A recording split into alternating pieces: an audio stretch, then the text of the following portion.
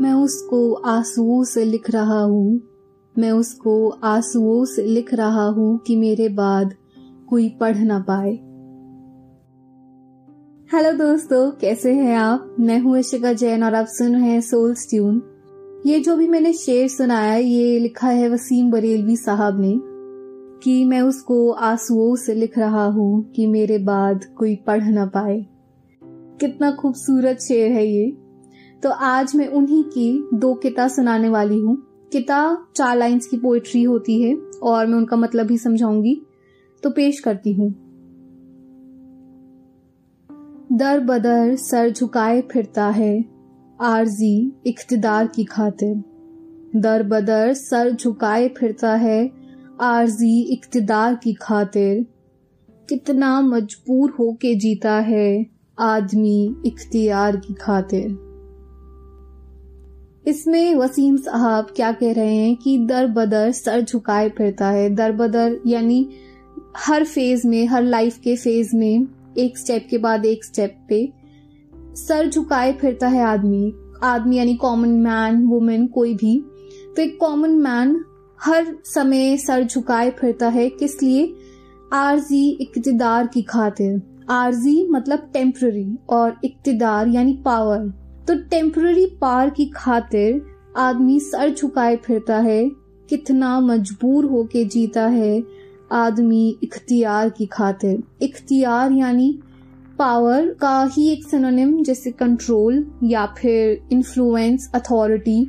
तो उस पावर के लिए, उस कंट्रोल के लिए आदमी कितना मजबूर होके जीता है।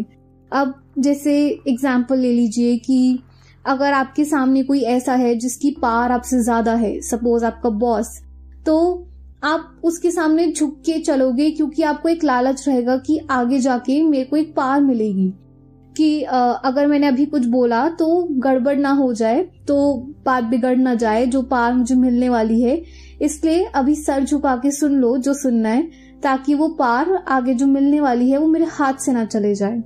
तो यही इसमें बताया गया है कि कितना मजबूर होके जीता है आदमी इख्तियार की खातिर।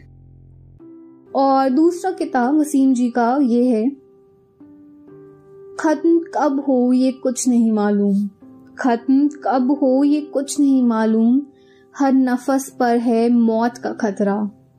खत्म कब हो ये कुछ नहीं मालूम, हर नफस पर है मौत का खतरा, जिंदगी इस तरह है दुनिया में जैसे कांटे पे ओस का कतरा। अब इसमें वसीम साहब क्या कह रहे हैं कि खत्म कब होगा कुछ नहीं मालूम, ये जिंदगी कब खत्म होगी ये कुछ नहीं मालूम, हर नफस पर, नफस मतलब सोल, स्पिरिट, कि हर किसी पर, हर एक के सोल पे मौत का खतरा है। जिंदगी इस तरह है दुनिया में जैसे कांटे पे ओस का कतरा। अब जिंदगी को यहाँ पे उन्होंने 2 चीजें बोली है, एक तो कांटा और एक ओस।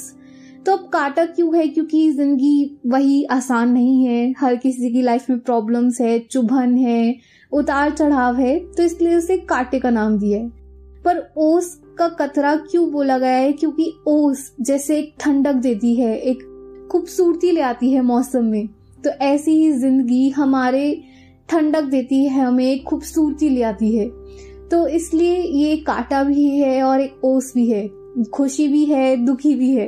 तो इसलिए हर किसी को भी नहीं मालूम कि कब उसकी जिंदगी खत्म होगी, मगर ये एक कॉम्बिनेशन है कांटे और ओस का जो बहुत खूबसूरत है। और अगर हम अभी के टाइम इस किताब को ले तो बहुत एप्रोप्रिएट है, क्योंकि अभी जैसे पैंडेमिक चल रहा है और सब डरे हुए हैं कि सब, किसी को नहीं पता कि क्या होगा, कैसे होगा।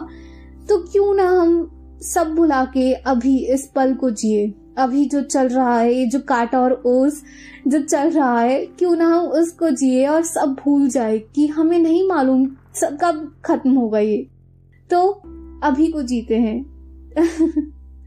तो बस आज के लिए यही पोइट्री थी। मैं फिर लौटूंगी अगले हफ्ते, तब तक सुनते रहिए एंड ये subscribe and follow. So stay tune, bye bye.